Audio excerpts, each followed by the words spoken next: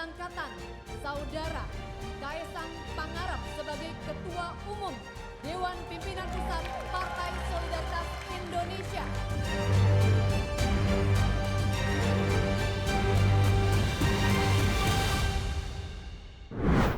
Netizen lagi main tebak-tebakan nih, mau tahu apa? Ini dia. Iya, soal Kaesang yang baru gabung tiba-tiba udah jadi Ketua Umum PSI. Belum lagi sorotan lainnya soal status kakaknya Kaesang, Gibran Rakabuming Raka di Pilpres 2024 mendatang. Saya Dana Paramita, yuk kita diskusi.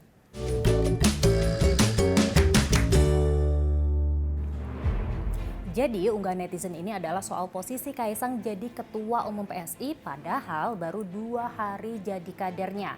Dan kalau melihat rekam jejaknya, putra bungsu Presiden Joko Widodo ini nggak ada background sama sekali di dunia politik. Kita dengar dulu ya respon dari Presiden Joko Widodo usai anaknya dilantik jadi ketua partai. Ya ditanyakan ke PSI, tanyakan ke Kaesang, sudah dewasa, sudah punya keluarga, sudah punya istri, masa ditanyakan ke bapaknya terus. Enggak, saya di dalam keluarga saya sudah terbiasa seperti itu, bahwa kalau sudah berkeluarga, sudah apalagi sudah punya istri, sudah punya rumah sendiri, ya harus tanggung jawab, harus mandiri. Apa yang sudah diputuskan pasti sudah dihitung, baik buruknya dihitung risiko. Ya, minta doa restu orang tua ya, saya restui.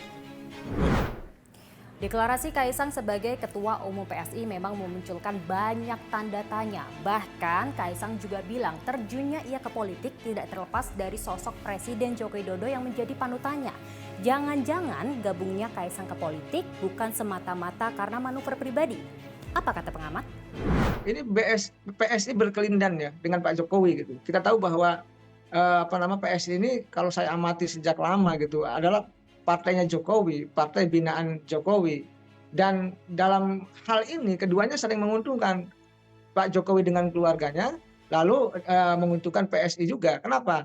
PSI di tangan Kaesang, Kaesang itu mohon maaf ya, kalau bukan anaknya presiden, dia bukan siapa-siapa. Tapi karena anaknya presiden, dia punya, kalau Kaesang jadi ketua umum, di situ ada badannya Jokowi, ada badannya presiden di Kaesang itu gitu loh. PSI itu bisa akan ada intervensi kekuasaan untuk bisa mengatur elektabilitas dari PSI itu. Dan itu bukan sesuatu yang rahasia dalam permainan politik Indonesia. Nah, dalam konteks keuntungan bagi keluarga Jokowi ya jelas bahwa dengan Kaesang menjadi ketua umum, paling tidak ya bahwa Pak Jokowi dan keluarganya punya kendaraan politik baru. Artinya tadi mempersiapkan PSI, misalkan relawan-relawan Jokowi, pendukung-pendukung Jokowi bisa diarahkan untuk masuk dan mendukung atau memilih PSI ke depan. Nah, yang menarik di sini nggak hanya Kaesang yang jadi sorotan. Kakaknya Wali Kota Solo, Gibran Rakabuming Raka juga kembali menjadi sorotan usai Partai Bulan Bintang meminangnya menjadi bacawa pres dari Prabowo Subianto. Nah, jadi Gibran ini kan salah satu calon yang digadang-gadangkan dari unsur milenial, generasi Z ya. Nah, sosok Gibran juga, saya banyak bicara dengan Mas Gibran. Nah, Mas Gibran ini orangnya kalem, lembut ya, santai, slow. Dan kemudian beliau juga sudah hampir mau 3 tahun lebih menjadi wali kota. Dan sepak terjangnya pun di Solo juga bagus ya. Dan beliau mempunyai track record yang baik. Belum ada masalah yang saya lihat sampai sejauh ini. Nah, tentunya dengan munculnya nama Mas Gibran, saya pribadi berharap ya, seandainya Pak Yusril ketua umum saya itu tidak terpilih menjadi calon wakil presiden, ya Mas Gibran yang akan dipilih oleh Pak Prabowo. Terus, apa kata Gibran? Ya, dari posisi Mas Gibran sendiri untuk 2024 arahnya kemana? Ya, saya juga terdengar semua. Katanya dia bilang jenengan melakukan manuver politik karena dekat dengan siapapun capres di 2024. Enggak ada manuver. Saya kan cuma anak ini besar.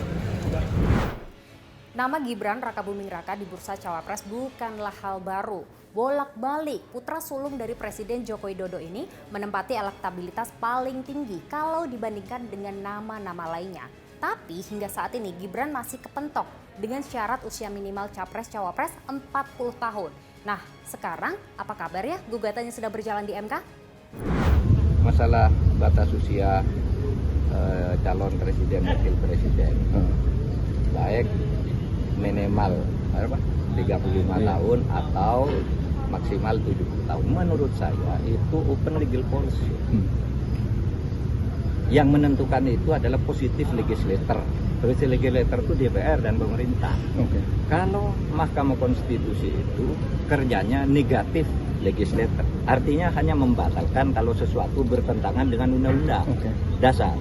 Tapi kalau hanya orang tidak suka dan sebagainya, itu tidak pantas. Tapi tidak dilarang oleh konstitusi. MK tidak boleh membatalkan sesuatu yang tidak dilarang oleh konstitusi.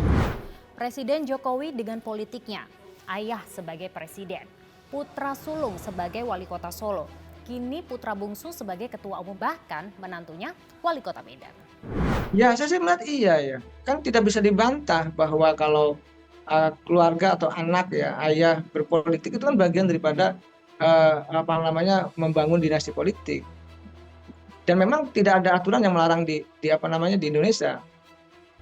Ya, dan memperbesar dinasti politiknya di perpolitikan daerah maupun nasional.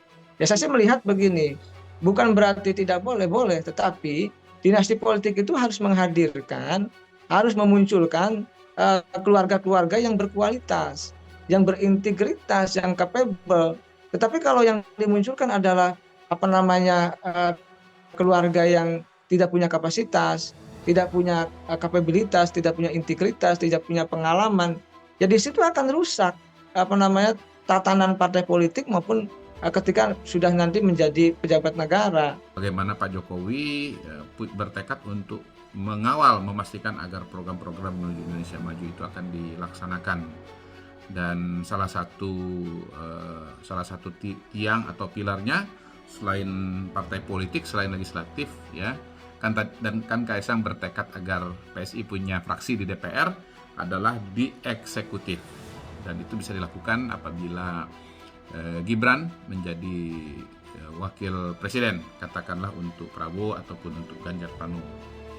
Jadi Gibran maju sebagai calon wakil presiden itu menurut saya sebagai sebuah opsi dan kemungkinan politik yang sangat real ya, sangat nyata, dan itu bisa terjadi. Dan jadi Pak Jokowi ini punya dua capit kanan, capit kiri, ya, dan saya menyebutnya adalah jurus capit kepiting.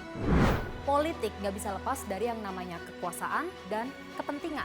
Pertanyaannya, kepentingan siapa? Makasih udah diskusi.